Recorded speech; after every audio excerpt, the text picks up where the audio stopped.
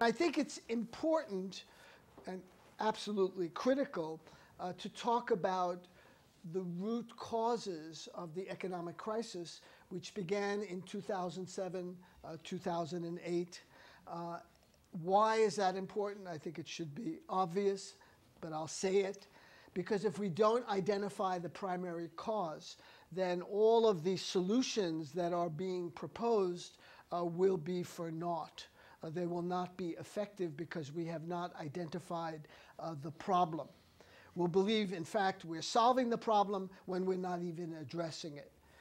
And it we'll offer great proposals when in reality we're not even close. And that system, of course, is really existing capitalism, not the capitalism taught in economics departments or the capitalism that is described on the evening news or on Morning Edition or All Things Considered or the Charlie Rose Hour or the News Hour on PBS. That kind of capitalism is a fantasy. What we have today is state capitalism where corporations are heavily subsidized and supported by the state. There's a word for that. It's a kind of perverted socialism.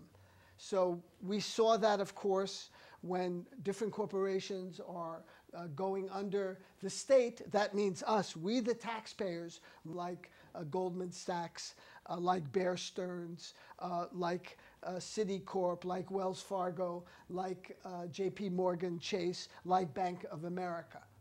So there is a kind of weird, really existing capitalism here in the US, not this kind of mystical thing of the invisible hand.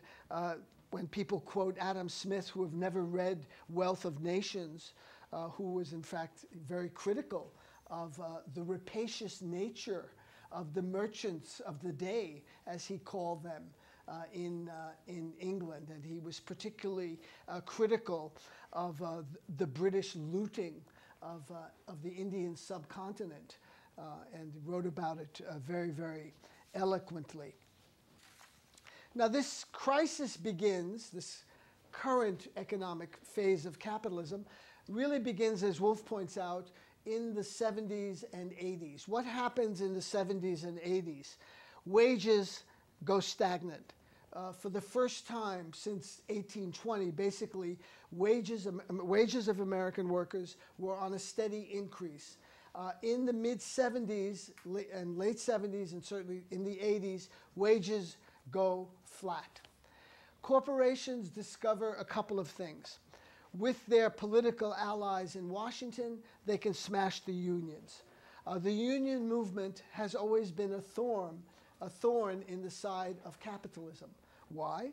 Because workers are organized and make demands for better working conditions, for better pay, for to have a decent life, to have such things. Maybe some of you have heard of them if you're old enough: pensions, health care.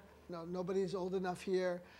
Paid vacations, paid sick leave, things like that, are all now increasingly distant memories.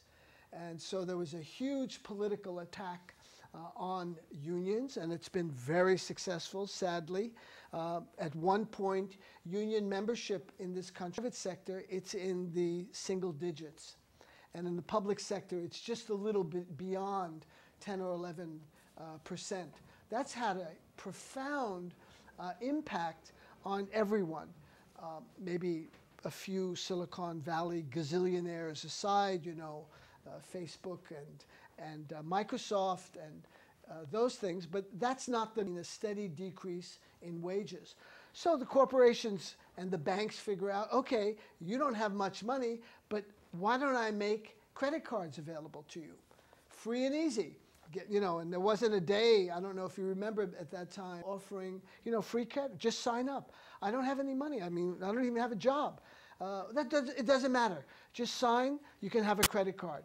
And so this begins this whole other economy of credit.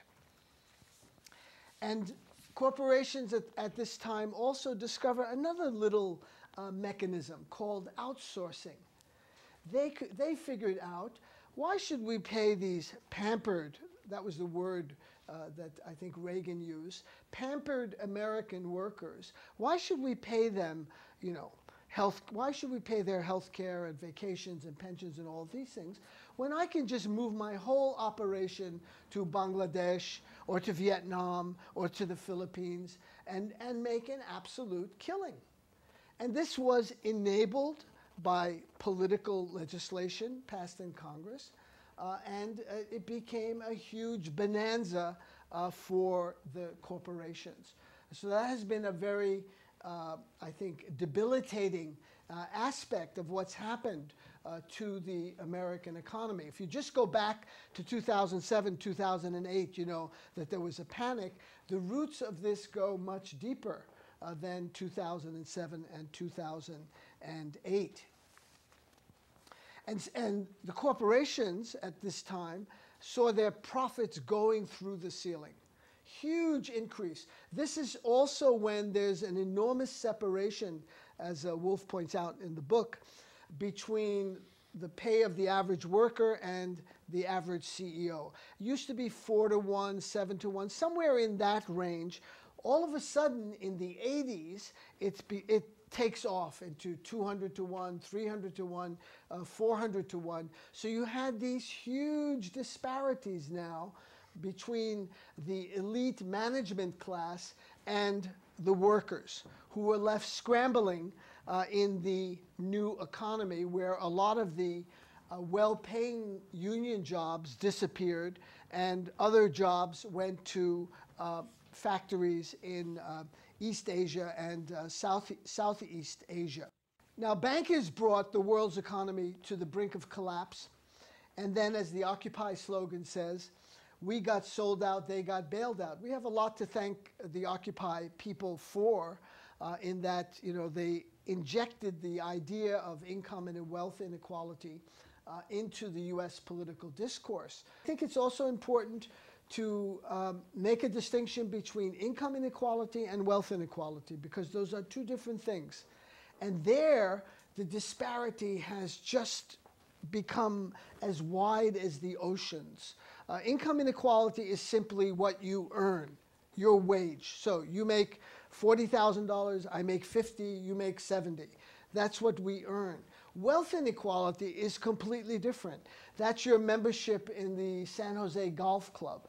That's your yacht club and your yacht club membership. It's your home in Aspen. It's your apartment in Paris. It's your condo in New York. It's your hedge funds. It's your stocks. It's your private equity funds. This constitutes wealth, which is very different from income inequality. That has absolutely gone soaring into the imperium, beyond any kind of Gilded Age level or anything else unprecedented in US history. And today we have a situation where, you know, like that well-known substance, capitalism has hit the fan. You know, there seems to be a crisis in capitalism. And the remedies that are being proposed are simply stopgap measures that will not be successful. Why? And Wolff talks about this again in the book. The people who are writing the reform legislation, in fact, who wrote Dodd-Frank and other regulatory mechanisms, are in fact the very people who stand to gain from more of this kind of chicanery that we've witnessed over the last 6 or 7 years. There's a very good article by Matt Taibbi in Rolling Stone about how the Dodd-Frank bill, you know, this is this great regulatory bill that's supposed to protect us and replace the bill that Clinton repealed in 1999, the Glass-Steagall Act, which was something from FDR's period. And he shows very clearly that all the teeth have been taken out of Dodd-Frank. So this shouldn't surprise you when the system is trying to save itself and is creating these kinds of palliatives to kind of soothe, you know, your anxiety. Oh, we're on top of it. You know, our representatives in Congress Are they taking any corporate money? Do they get money from the banks? Of course they do. Are actually looking out for us. It's almost a contradiction in terms. How can you have the wolf in the henhouse? How can you have the wolf writing legislation to protect the hens? I would contend we, the people, are the hens, and they are the predators.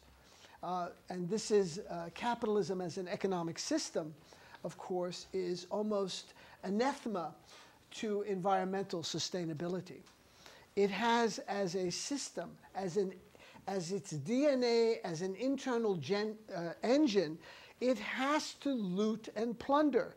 I mean, you might want to use more, again, softer language, euphemisms like develop and explore and those kinds of things. But as an economic system, it is dedicated to constant expansion.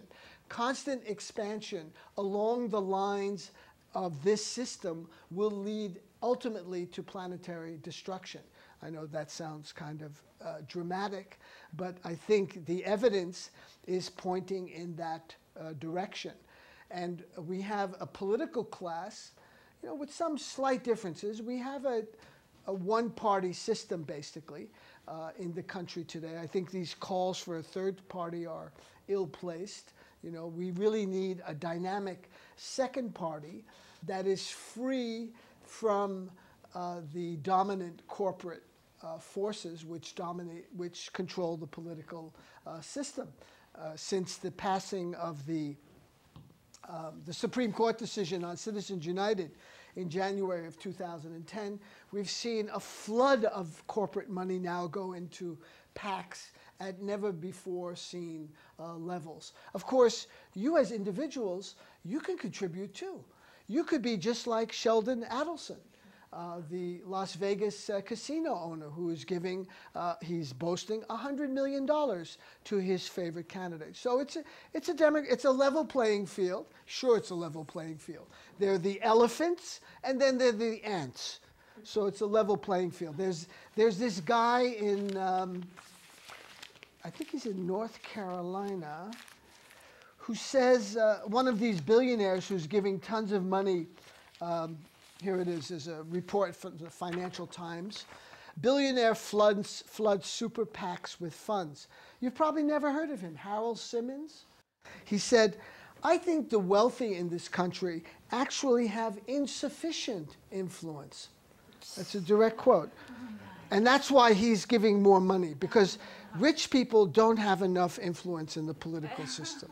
I mean, this is, again, it's beyond any kind of satire. I mean, how could Saturday Night Live do a skit on this? It won't be believed. From the boarded up storefronts to foreclosed homes, there are 12 million homes that have been lost since 2007, 2008, and 10 million today are underwater.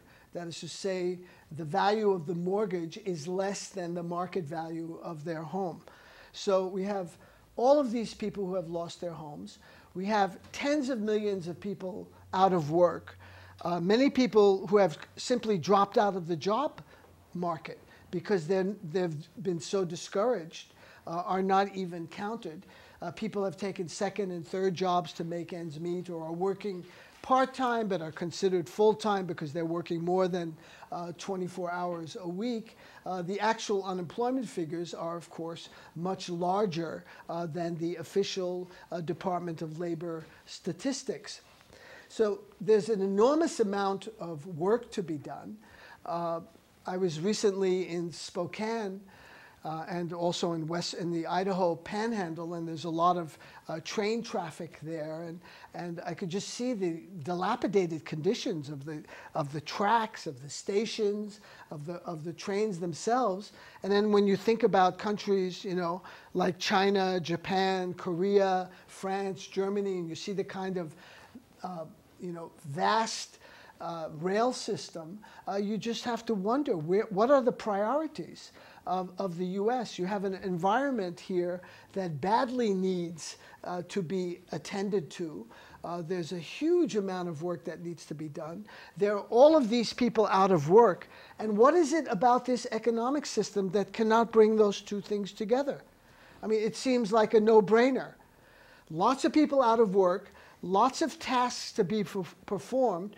Why can't it be brought together? It can't be brought together because the profits are insufficient for the corporations who own the economy.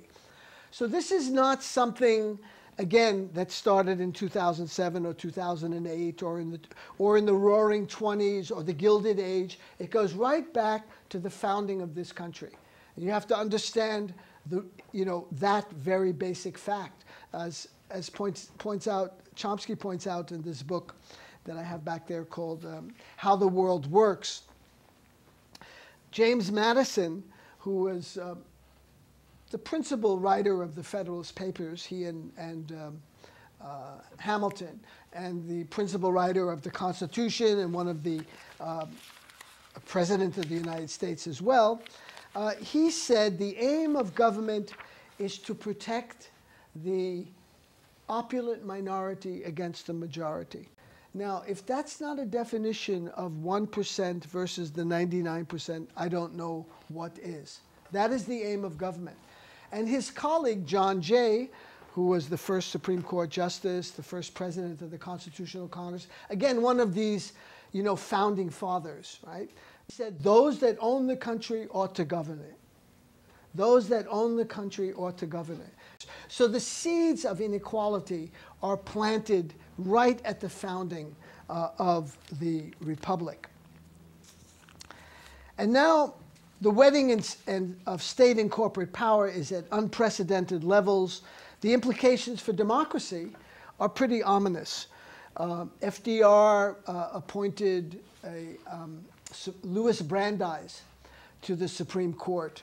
And he was a very distinguished jurist. And he observed that you can have democracy in a society, or you can have extreme concentrations of wealth. You cannot have both. So we have seen the erosion of democracy during this incredible leap in inequality. And one of the things that, of course, the system is very skillful at doing in order to protect and preserve itself is deflecting attention and scrutiny. So we have a lot of focus on people like Bernie Madoff, right? I call him, he's a rotten apple. What a terrible man. He ripped off all of those widows. He took looted, philanthropies. Just an awful, awful person. And we can all beat our breasts and feel very virtuous, Put him into jail for the rest of his life. Then there's someone like Raj Rajaratnam, the head of the Galleon Fund in New York, who benefited from inside. It's a hedge fund. He got insider trading. He made tons of money. He's in jail. What a terrible man. Awful. His cohort, Rajat Gupta, is now being accused of participating in that. And on. Ken Lay, years have gone by, and people like that. So there's constant scrutiny of these rotten apples, but no attention paid to the barrel that produces the apples. The barrel is capitalism. These are extreme cases, let's say, of over-the-top excesses, but not out of the norm in terms of the predatory nature of this economic system. There was a very famous economist, you may have heard of him, Karl Marx. He talked about the voracious werewolf hunger of capitalism for profits. It will do anything to maximize gain. Destroy the environment? Hey, that's your problem. I got to make money now. There's a New Yorker cartoon, I think, that really exemplifies this kind of callousness toward nature. Here are our host, what Carl Sagan called this pale blue dot in the universe. This New Yorker cartoon, there's a CEO, there's a big stockholders meeting, and he's got all his pie charts and graphs up behind him, and people are clamoring in the audience, hey, what about our dividends? We want to hear, what's going on. And then he says to the assembled stockholders, while the long-term prospects for the planet are grim and gruesome, we're looking at widespread misery, hunger, famine, and wars and starvation. The short-term prospects for profits are rosy indeed. So I'm happy to announce to you today a new dividend. We are now exploiting the tar sands in northern Alberta. And with the passing of the XL pipeline, we'll bring those tar sands to the United States. That is typical of the attitude not just toward nature, which also has deep roots in capitalist thinking, that this is something out there to be exploited. It also has a theological root basis. If you go back to people like Winthrop, City on the Hill, John Winthrop, Francis Bacon, and others, you see this kind of Christianity being brought in as a justification for the exploitation of nature. That is to say, well, God wouldn't have created all of this bounty if he did not want us to, or she, to exploit it. So we have a God-given mandate to exploit nature. I mean, meanwhile, the planet is being destroyed, but this system cannot change its ways. You cannot change the leopard spots. This is a time when we have to act collectively. I know because of the propaganda around the Soviet Union, as soon as anyone hears collective, the next word they hear in their brain is Gulag and Stalin. Well, that's, again, the triumph of a great propaganda system. But just think about the environmental crisis, global warming. We just went in Colorado through the most brutal summer we've ever experienced, I've ever experienced. There was 65 days and counting. Today was, again, over 90, of over 90 and over 100 degree weather. We had forest fires in Colorado in March. It's unheard of. I mean, usually it's in end of summer during the dry season. But because there was so little snow this year, so little rain, you heard all about it. It made national news. There was one in Colorado Springs, one in the Fort Collins area, and in other parts of the West as well. Clearly, there is something happening with the climate. Now, can this climate change, can this be addressed by Bhutan, by itself? Even if it has the most enlightened leader, let's say, who is going to have zero carbon emissions, who's going to have, free bicycles provided by the state to all its citizens. Bhutan is a very small country. And all kinds of other facilities. Is that going to have an impact? Certainly the Bhutanese will feel good while I'm doing my part. We feel good here in the US with palliatives, with driving Priuses, I'm sorry to say, or recycling our paper, or plastic, or glass, and those kinds of things. I mean, I do those things too, but it's not really going to have, the kind of change that is required. The only thing that is going to affect and change the climate crisis that we are fast approaching is collective action. And that can't be done in a capitalist framework, because the capitalists are always looking to increase gain, to increase profits. We have to start looking, we have to come back from that way of thinking and see ourselves as very lucky to be on this earth, that has sustained us, but cannot continue to take the pounding and the pummeling that it has without it now erupting. And we see these eruptions in all kinds of ways with extreme climate. I was climbing in the Colorado Rockies last Sunday. You could, you don't have to be a climate scientist. I could see with my bare eyes glaciers that were huge when I first moved to Colorado 35 years ago, who have not only, shrunken, many of them in some instances have disappeared. So this is, an economic system that cannot change its spots. We have to change it. How can that be done? And that's, I think, one of the, interesting aspects of the book.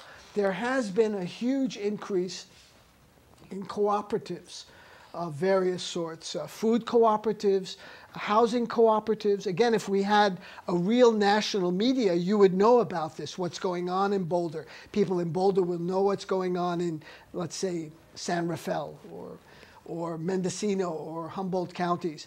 There would be more information.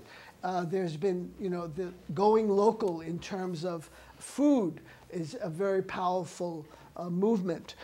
There's been a huge amount of monies transferred from these big four banks that I mentioned earlier to local credit unions. So at least your money stays in your community. I mean, these are initial steps toward formulating some kind of alternative system. And I think it's the problems with capitalism are systemic. They are structural. It's these cosmetic changes that are being proposed. A little rouge here, a little eye, blusher here, a little eye makeup there. The corpse is basically in the ICU. It barely has a pulse. And so adding these cosmetics is not going to bring that corpse back to life. Maybe it will extend its life by a few more years, but it's not going to be resuscitating in the ways that are required. So fundamental change is necessary to avoid future collapses. It's long past time to examine capitalism itself. And I think this book really provides, asks a lot of the questions, some of which I've put out to you this evening, and provides answers